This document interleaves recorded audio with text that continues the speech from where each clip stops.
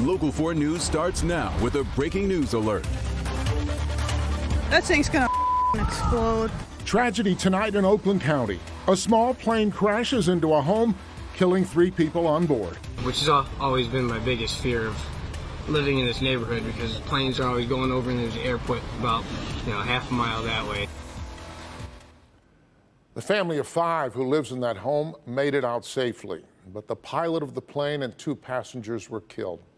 That house also appears to be a total loss after becoming engulfed in flames. Happened at about 4 this afternoon in a neighborhood near Pontiac Trail and Grand River in Lyon Township.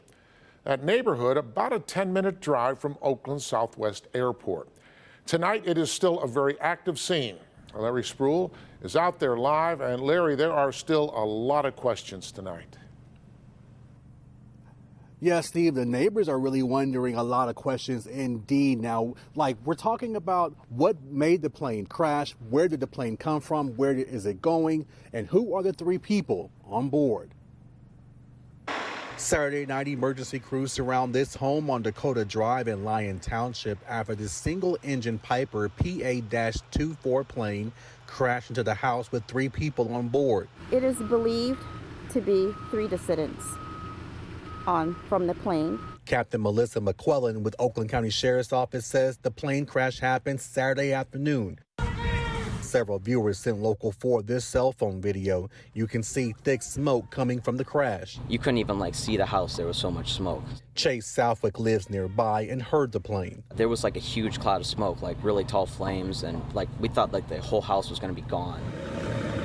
Now, I spoke with the family who lives inside the home where the plane crashed. The mother tells me off camera, all 5 of them, her husband, her 3 kids, and herself, were all in the living room ready to watch a movie. They then went into the kitchen to get snacks. Seconds later, the plane crashed right in the living room. Neighbors tell me this has always been a concern. Because planes are always going over and there's an airport about half a mile that way. It's just weird because the hot air balloon crashed in the exact same spot this summer. And I did reach out with the FAA, and they tell me they will release more information like the plane details and identification of the 3 people once they start and complete their investigation here. They also say that the FAA and the NTSB are investigating. We are live in Lyon Township tonight. Larry Spruill, Local 4. All right, thank you, Larry. Let's get our first check of the forecast. We've got temperatures hovering right around freezing tonight. And Andrew, are you still tracking snow for tomorrow? Certainly we are. It looks like, Steve, I'm looking at Storm Tracker 4. It has all clear conditions for now, but just to our south and west, we've got another storm system that's on the way. And that's what I'm focusing on as we go through the night tonight, and especially when you join me tomorrow morning, because it's during the overnight hours that we'll see some of the first snowflakes and raindrops fall. Right now, that area of low pressure is well to our south, but is steadily moving in our direction. Right now, you can see a mixture of rain and green around Cincinnati. Closer to St. Louis, you're looking at lower temperatures, so you're looking at snow and a mixture of rain and snow falling from the sky, and that's sort of a taste of what we'll see overnight and for our Sunday, especially in the morning and especially midday. Hasn't arrived here yet, but temperatures are certainly on the chilly side, with temperatures mostly in the low and middle 30s. Still, they haven't changed much since 6 o'clock in some areas. 35, for example, over at City Airport, but it's still at the freezing mark for our friends in Pontiac and out in Ann Arbor. We have cloudy skies right now, a temperature of 33, maybe some chilly sprinkles coming down over at Metro. But here's how the slippery timeline goes for you.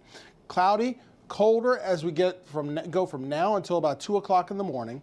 Then the snow starts to arrive around 2 in the morning, slowly overtakes the area by 6 in the morning with snow showers and some rain showers mixed in, especially south of 8 Mile, including right here in the city of Detroit. And some light rain and light snow that continues through the morning and through the middle part of the day. Not a heavy amount. There are no alerts, no watches or warnings that are up, but still enough snowfall to keep us on our toes. Some of us may see 1 to 2 inches when all is said and done. I'll break down those snow totals neighborhood by neighborhood for you, and I've got your 7-day forecast in minutes. For the first time in 3 days, we get new coronavirus numbers from the state. There are 8,983 new cases of COVID-19 over the past 3 days and 265 deaths. That's a daily average of 2,994 cases. Now, the state hasn't reported numbers since Wednesday due to the New Year holiday. Since the start of the pandemic, Michigan has confirmed more than 497,000 cases of the virus. While we have turned the corner on a new year, medical experts say we are far from the end of the battle with coronavirus. A new model now predicts another 115,000 people could die over the next month. Wendy Woolfolk has the latest.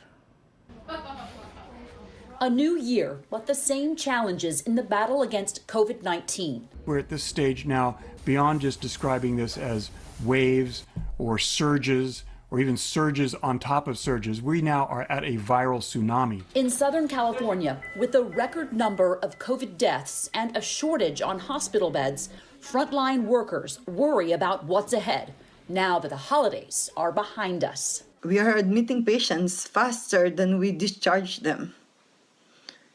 In this battle, we are so outnumbered. With the number of cases of the new strain that spreads faster and is more contagious growing, more pressure on the vaccine rollout. This is going to be a race against time as we try to vaccinate our population. But the process is slow in places like Florida and Tennessee, with people waiting for hours in lines that stretch city blocks. There is some progress, however. Frontline workers like Dr. Paula Eckhart getting their second dose Saturday. I'm a Latina. That population also is very fearful of new things and new vaccines, so I wanted to show that it's okay. Small glimpses of hope in 2021. Wendy Woolfolk, NBC News. Former and longtime CNN host Larry King has now been diagnosed with COVID-19. CNN reporting that he's been hospitalized in Los Angeles for more than a week now. The 87-year-old King has type 2 diabetes and in 2017 underwent successful surgery to treat lung cancer. A 36-year-old man shot outside a Citgo gas station on 4th Street in southwest Detroit, very near the Ambassador Bridge. Happened at about 5:30 p.m. Police say the shooter quickly left the scene. The victim was rushed to the hospital and he is listed in critical condition. Also in southwest Detroit, the search is on for 3 people who robbed a computer store. This happened Tuesday afternoon at All About Technology on Michigan Avenue. The store owner believes the robbers previously visited the store, but as customers. We just don't let anyone in. When I seen them at the door, I recognized them as being customers, previously. So let them in, but little did I know that I expect to be robbed. A cash reward is offered for any information leading to an arrest. A group of Republican senators say they plan to vote against certifying next week's Electoral College. 12 sitting and incoming Republican senators are demanding a commission to audit the results of the presidential election. The senators say if the 10-day audit isn't granted, they will object to the Electoral College votes declaring President-elect Joe Biden the winner. That vote is set for Wednesday.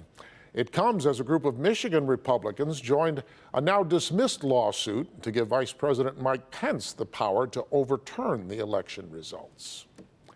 Still ahead, a terrified dog found clinging to a tree in freezing cold water. Hello.